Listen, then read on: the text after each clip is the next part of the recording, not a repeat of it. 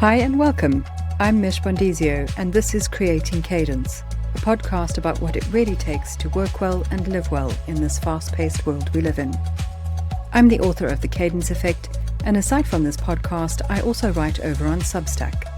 The focus of my work is on reimagining work and business as part of building more regenerative, sustainable systems.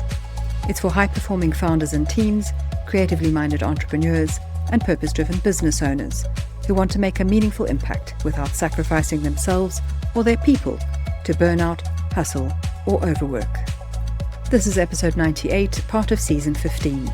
This season follows a monologue format where I'm sharing some of the ideas I'm exploring around burnout and poorly designed systems that are no longer fit for purpose, and what it really means to build sustainable performance in the modern world of work. Whether you're listening on your commute, on a walk, or in between tasks, thanks for tuning in. Let's begin. The overwhelm of possibility and enabling signal over noise. I want to start with something that might feel surprisingly familiar. You sit down to work, and there's no shortage of things you could do. There are ideas waiting, projects in motion, opportunities on the horizon. Maybe a new tool you've been meaning to try, a feature you've been thinking about building, a strategy you've half started but not quite finished. On the surface, it looks like you have an abundant choice of creative freedom.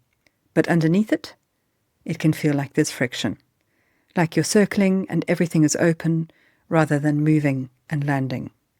And that's where I want to begin today, because in the last episode we talked about designing a rhythmic week and building regenerative systems that support your energy. But there's another layer to this, and it's one that often gets overlooked. Even when your time is structured, even when your energy is supported, you can still feel stuck. Not because you don't have enough ideas, but because you have too many. Modern work gives us something previous generations didn't have in quite the same way. We have near infinite options, new tools, new platforms, new strategies, and new ways of doing things. At first it feels exciting, expansive, but over time something else starts to happen. You may find your progress slows, your decisions stall, and your execution becomes diluted. You might recognize this in yourself. Maybe it's a project that's been almost done for months, or multiple experiments running simultaneously, but none of them producing clear results. Maybe a roadmap that feels heavy instead of energizing. There's a hidden cost to too much choice. And here's the important reframe. This isn't a discipline problem, it's a design problem. There's a concept in psychology called the paradox of choice, and in simple terms, it tells us this. The more options we have, the harder it becomes to choose, and the lower the quality of our decisions become. When everything is possible, nothing gets done, because attention gets split, energy gets diluted, and we stay in this space of potential, without moving into actually committing to something. In the world of modern business, especially with AI layered on top, that cognitive load is only increasing. We have more tools we need to use, more decisions we need to make, which all leads to more oversight and more complexity. So what initially may look like freedom often becomes friction. So what's the alternative? It's something that can feel counterintuitive at first. It's the move from abundance to constraint, not as a limitation that hinders, but as a design tool that liberates. Because constraints do something powerful. They create focus, they force prioritization, they reduce cognitive load, and most importantly, they help to create momentum. Think about creative fields for a moment. Filmmakers working with limited budgets often produce more inventive work, and designers given tight budgets often come up with more original solutions, because when the field narrows, thinking deepens. And the same applies to your work. This is where the idea of a decision diet comes in, and it's exactly what it sounds like. You intentionally reduce the number of decisions you allow into your work system. Not forever, but for a defined period of time. For example, you might decide this quarter we focus on 3 things: 1 product improvement, 1 growth experiment, and 1 operational upgrade. Everything else? It can wait.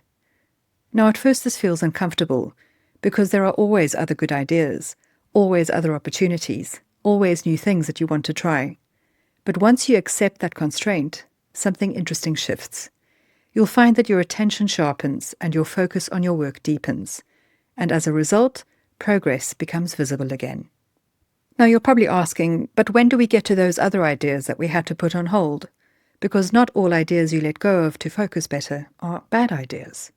Some of them are good, some are very good, and you probably don't want to dismiss entirely what you may think may be good ideas. But here's the truth most founders avoid.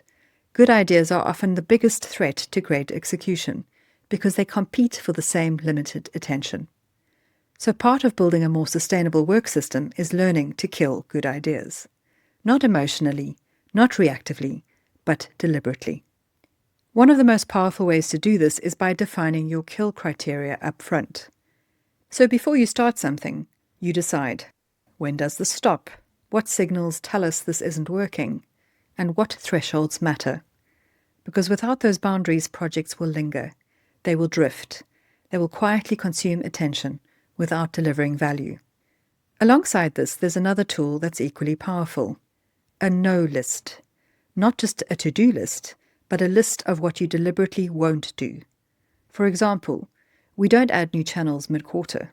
We don't build custom features outside of roadmap cycles, or we don't chase every opportunity.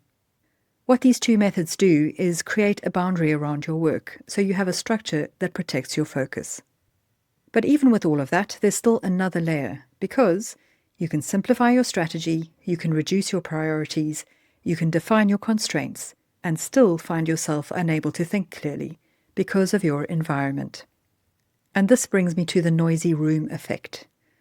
I remember a moment where this became very clear to me. I'd sat down to write, something I genuinely enjoy, and within minutes, I'd answered messages, checked emails, got pulled into a thread I didn't need to be a part of, and by the time I came back to the work that mattered, the thread of thinking had gone. Not just interrupted, it was entirely gone. And that's when it hit me. It wasn't just my handling of my workload that was an issue, it was the noise that workload created. You see, as your work grows and your visibility increases, so does access.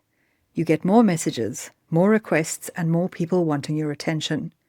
And there's a cultural narrative around this too, that being responsive equals being effective, that being available equals being valuable. But here's the cost. You're not overloaded with work, you're overloaded by access. And access without structure creates fragmentation. So the shift here isn't about disappearing and being non-accessible. It's not about becoming unreachable. It's about designing how and when access happens, so you can move from noise to signal. And one of the simplest ways to do that is by defining your communication lanes. What happens where and what doesn't. For example, I use instant messaging for internal only, email for external, and WhatsApp for urgent only.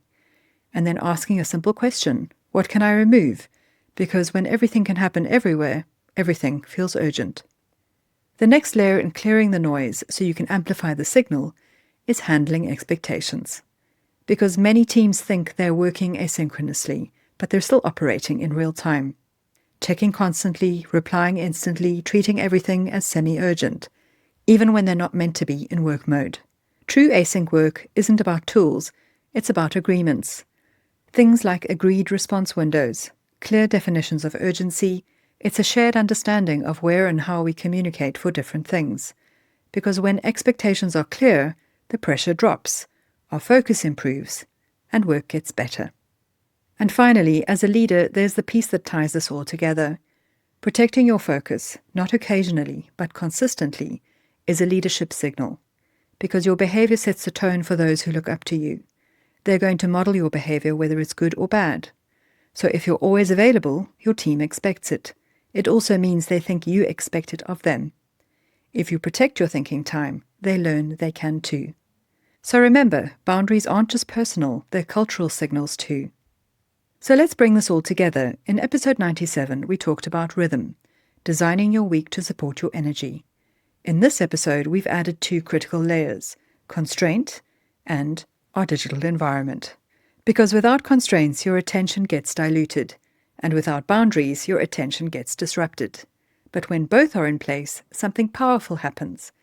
You regain clarity, focus, and momentum. So as we close, I want to leave you with a few questions. Where in your work are you trying to do too much at once? What is one good idea you could pause or let go of? And where is the noise in your environment quietly eroding your ability to think? You don't need to change everything. Just start with one constraint. Think of one boundary or one shift and how you can implement it in a manageable way. Because better work doesn't come from more freedom. It comes from better design. So thanks for listening. I'll be back soon with the next episode in the series, but a few quick notes before you go. If you found this episode helpful, please like or rate the podcast wherever you listen to it. It helps others to find us. You'll find out more about my work at creatingcadence.co, and you can grab a copy of my book via thecadenceeffect.com. You can also read more of my articles at creatingcadence.substack.com. The Creating Cadence podcast is produced by Bondesio Media and is available on Apple, Amazon, Spotify, and YouTube. It's edited on Descript, and this season's music is from Changing Their Minds on Premium Beat.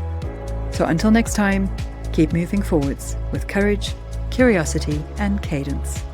Bye for now.